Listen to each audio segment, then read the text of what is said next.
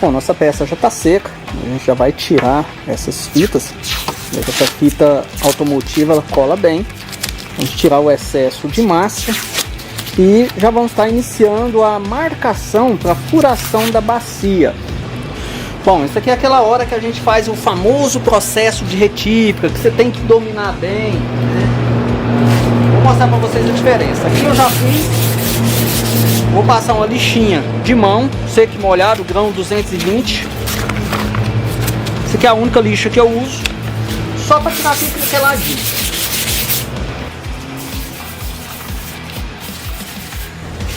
E já está pronto para fazer o acabamento.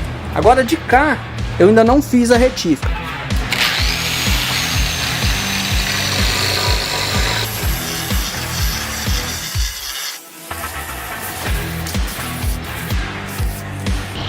Somente isso. Esse é o processo da retífica. A retífica ela serve para deixar a peça chanfrada, né, para ter o semi-bisote, que é a preparação para o acabamento da minha esquadria, e logo após você passa uma lixinha tirando qualquer craquelado. Então essa peça aqui, visivelmente, ela está no ponto de acabamento.